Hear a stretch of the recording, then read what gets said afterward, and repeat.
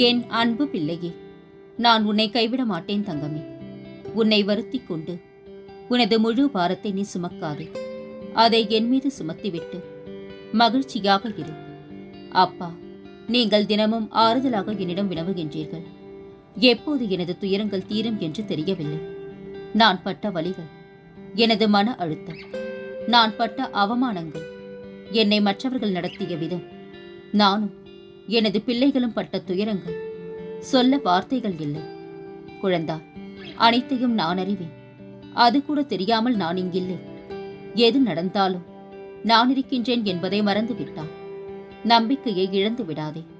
அதனால்தான் என்னிடத்தில் இப்படி வினவிக் கொண்டிருக்கின்றான். யார் உனக்கு என்ன வேண்டுமானாலும் செய்யட்டும், நான் பார்த்துக் கொள்கின்றேன்.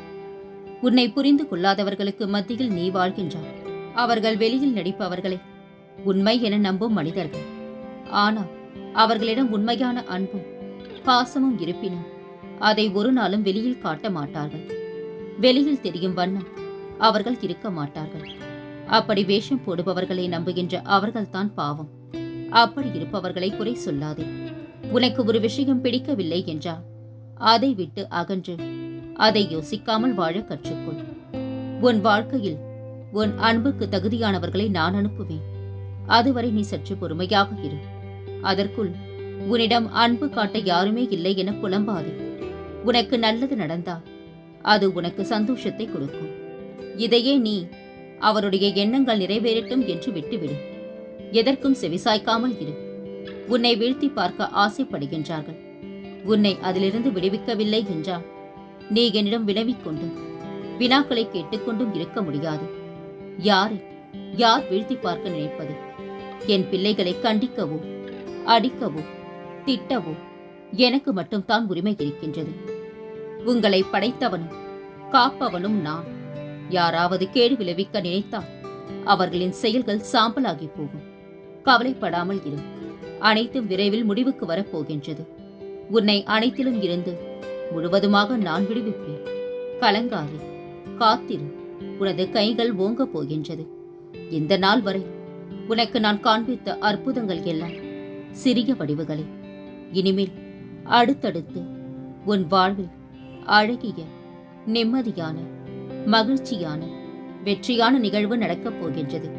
இதை உன் மனதில் நன்றாக பதித்துக்கொள். என் வார்த்தைகள் இனிமேல் நேரடியாக என் வாயிலிருந்து கேட்பாய். சொன்னால் சொன்னபடி நடக்கும் குழந்தையே. தீர்க்க முடியாத சில பிரச்சனைகளுக்கு எதுவுமே செய்யாது. அமைதியாக இருந்துவிடு. காலம் அதனை தீர்த்துவிடு. எதை இழந்தாலும் வருந்தாதே. ஏதாவது ஒரு வகையில் நீ இழந்ததை விட சிறந்த ஒன்றை உன்னிடம் வந்து சேர்ப்பேன். கலங்காதே தங்கமே. நான் என்றுமே உன்னை கைவிட மாட்டேன். இறைவனிடம் பேசு. உன் சுவாசம் சீராக இருக்கும். இறைவனோடு நடந்து செல். வலிமையாக இருப்பார். இறைவனுக்காக காத்திரு. உனது நேரம் சிறப்பாக இருக்கும். இறைவனை முழுமையாக நம்பு.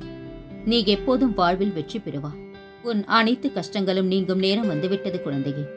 நீ இப்போது வாழப் போகும் வாழ்க்கை மன நிம்மதியை மட்டுமே தரும்.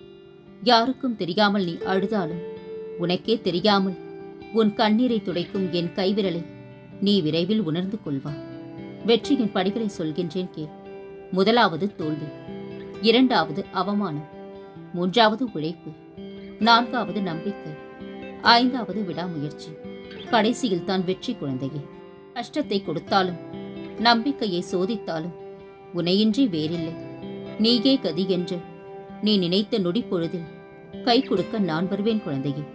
பூரண நம்பிக்கையோடு தினமும் என் புதியை தண்ணீரில் கலந்து அருந்திக் கொண்டிரு. உன் உடல் சார்ந்த பிரச்சனையை விரைவில் குணமடைய செய்வேன். கலங்காது. சாய் என்ற பெயரை நினைத்தாலே போதும். எல்லாம் நன்மையாகத்தான் நடக்கும். விரைவில் அற்புதங்கள் நடக்கும். அதுவரை சற்று அமைதியாக இரு. நம்மால் முடியவில்லை என்றால் அதனை சவாலாக எடுத்துக் கொள்ளுங்கள். வலியுடன் கிடைக்கும் வெற்றிக்கு அதிக மதிப்புண்டு குழந்தையே. மனதில் நம்பிக்கையோடு இரு. உனது எண்ணங்கள் கூடிய விரைவில் நிறைவேறும். சந்தேகமே வேண்டாம். எந்த சூழ்நிலையிலும் நிமிர்ந்து நடக்க கற்றுக்கொள். உடலால் மட்டுமல்ல, மனதாலும் தான். உன் மனக்குழப்பங்கள் அனைத்தும் மன மகிழ்ச்சியாக நான் மாற்றித் தருகின்றேன். என்னை நம்பி வாழும் உனக்கு இனி நல்லது மட்டுமே நடக்கும் குழந்தையே. எத்தனையோ சரிவுகளில் இருந்து இதுவரை நான் விழுந்து விடாமல் நிற்பது என் சாயப்பா என் அருகில் இருப்பதால் தான் என்று என் மீது இவ்வளவு பிரியம் கொண்ட உன்னை ஒருபோதும் கைவிட மாட்டேன் தங்கமே. எதையும் சாதாரணமாக எடுத்துக்கொள்ளும் மனம் மட்டும் இருந்துவிட்டால் உலகத்தில் நம்மை விட சந்தோஷமானவர்கள் யாருமே இருக்க முடியாது. வாழ்க்கையில் இருந்து சிலரை விலக்கி வைப்பதும் சிலரிடமிருந்து விலகி இருப்பதும் நமக்கு நல்லது குழந்தையே. சில நிலத்திற்காக அல்ல, தன்மானத்திற்காக. துரோகத்தை விட மிக கொடியது போலி அன்பிற்கு அடிமையாக இருந்தோம் என உணரும் தருணம்தான். அனைவரையும் நேசி, சிலரை மட்டும் நம்பு, ஒருவரை பின்பற்று. ஆனால் ஒவ்வொருவரிடமிருந்தும் ஒவ்வொன்றை கற்றுக்கொள். கோபத்தை உப்பு போல பயன்படுத்த வேண்டும். குறைந்தால் மரியாதை போய்விடும், கூடினால் மதிப்பில்லாமல் போய்விடும். சிறு சிறு வார்த்தைகள் கற்றுக் கொடுத்து விடுகின்றது. விட்டுக் கொடுப்பதை மாற்றி விலகி நிற்பதற்கு. என்றோ செய்த நன்மைக்கு இன்று கிடைக்கும் பரிசுக்கு பெயர்தான் அதிர்ஷ்டம். என்றோ செய்த தீமைக்கு இன்று கிடைக்கும் தண்டனைத்தான் விதி. நீ இனி மகிழ்ச்சி பாதையில் செல்ல இருக்கின்றாய். உன் கர்மா முடிந்து விட்டது குழந்தையே. நீ கொடிகட்டி பறக்கப் போகின்றாய். வாழ்க்கை ஒரு ஓவியம் அல்ல, திரும்ப திரும்ப வரைவதற்கு. அது ஒரு சிற்பம். செதுக்கினால் செதுக்கியதுதான். கடந்த காலத்தை நீங்கள் கைவிடவில்லை என்றால் நிகழ்காலம் உங்களை கைவிட்டுவிடும். நிகழ்காலத்தை மகிழ்ச்சியாக மன நிம்மதியுடன் வாழுங்கள்.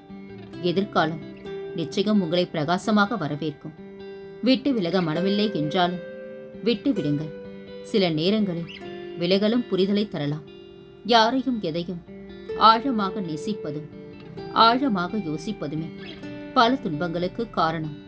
பார்ப்பவன் 1000 சொல்லட்டும், படைத்தவனுக்கு தெரியும் நீ யார் என்று. உன் வாழ்க்கையும் ஒரு நாள் மாறியே தீரும். உன்னை கோபப்படுத்துவது ஒருவனுக்கு இன்பத்தை தருவதாக இருந்தால் பதிலுக்கு நீ கோபப்படாமல் இருப்பது உனது இன்பமாக இருக்கட்டும். உள்ளங்கையில் தாங்கும் உறவு வேண்டாம். உள்ளத்தை நோகடிக்காமல் பார்த்துக் கொள்ளும் உறவு போதும் குழந்தையே. நெருங்கி நின்று கல்லாக தெரிவதை விட சற்று விலகி நின்று நிலவாக ஒளிரலாம். வேண்டும் என்பதை விட வேண்டாம் என்பதில் தெளிவாக இருக்க வேண்டும். உள்ளமாவது மீண்டும் மீண்டும் உடையாமல் இருக்க இறைவனிடம் நம்முடைய சிறந்த பிரார்த்தனை என்பது இறைவனின் நற்குணங்களுக்கு ஏற்ப நம்மை நாமே வடிவமைத்துக் கொள்வதாகும். சிறு சிறு விஷயங்களுக்கு பயப்படுவதால் தான் அந்த பலவீனத்தை பயன்படுத்தி உன்னை சிலர் ஏமாற்றி வருகின்றார்கள். அதே சமயம் நீ ஒரு தவறை செய்துவிட்டு அதை நினைத்து நினைத்து மனம் ஒரு பயந்த நிலைக்கு தள்ளப்படுவதே பயங்களிலேயே கொடூரமான ஒன்று. தெரிந்தோ தெரியாமலோ ஒரு தவறை செய்து அதனால் மனம் பயம் என்ற கொடிய நோய்க்கு ஆளாகி தினம் தினம் மரண வலி அனுபவித்து வருவதற்கு பதில் அத்தவறினால் பாதிப்பு அடைந்த நபரிடம் மன்னிப்பு கேட்டு சரணடைந்து விடு. மீண்டும் இது போன்ற தவறுகளை யாருக்கும் எந்த சூழ்நிலையும் செய்யக்கூடாது என்று உனக்குள் நீயே உறுதி எடுத்துக்கொள். அதே சமயம் பயத்தை துறந்து எதையும் செய்ய துணிந்த மனநிலைக்கு எது தவறு எது சரி என்று யோசிக்காமல் அனைத்தையும் பயமில்லாமல் தன்னை கொண்டு செல்வதும் தவறே. அது உனது அழிவுக்கான ஆரம்பமே. ஒன்றை புரிந்து கொள். சந்தோஷம் என்பது மனம் சார்ந்த விஷயம், பொருள் சார்ந்ததல்ல.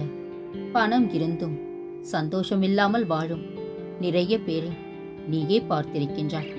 நிம்மதியாகவும் சந்தோஷத்துடனும் வாழ்வது உன் கையில்தான் இருக்கின்றது. நீ உன் மனதை வைத்துக் கொள்ளும் அழகில்தான் உன் வாழ்க்கையும் அடங்கியுள்ளது. நம்பிக்கையோடு உன் அம்மாவாக அப்பாவாக இருக்கும் இந்த சாயப்பா கூறும் வார்த்தைகளை பின்பற்று. நீ நிச்சயம் சந்தோஷத்துடன் வாழ்வாய். நல்லதே நடக்கும் குழந்தையே. என்னை நம்பிய உன்னை ஒருபோதும் கைவிட மாட்டேன். உன் கவலைகளை நான் தீர்ப்பேன். என்னை நம்பு.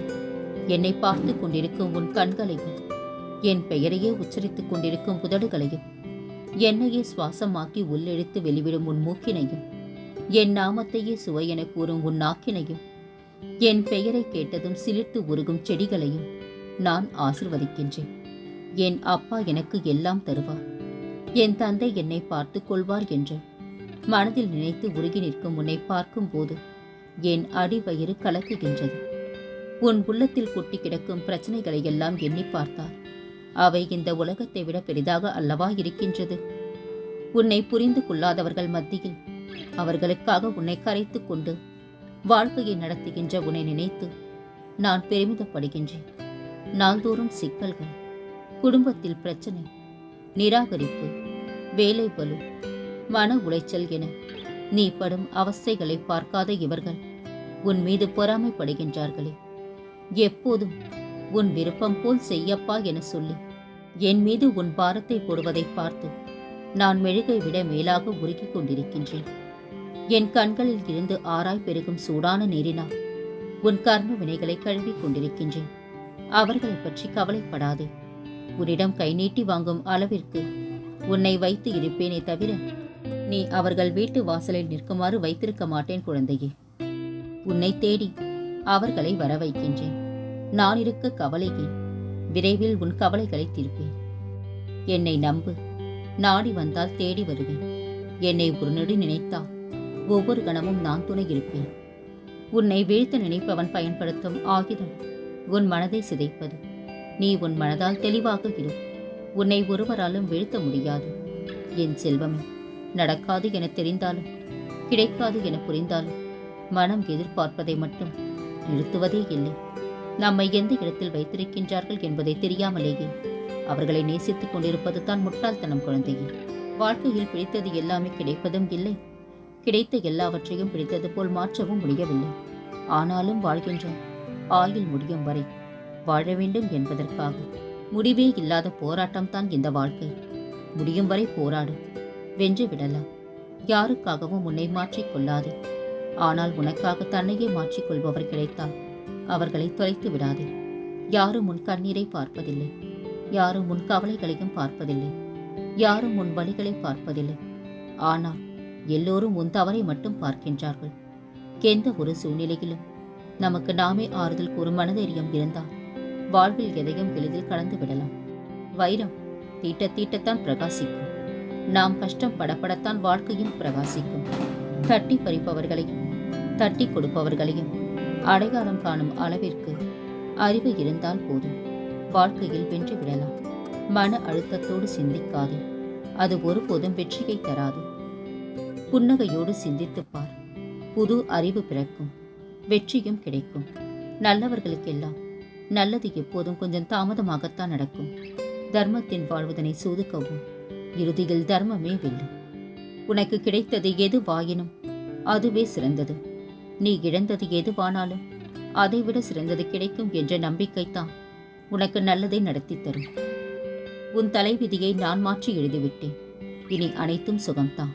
இப்படிக்கு உன் சாயப்பா.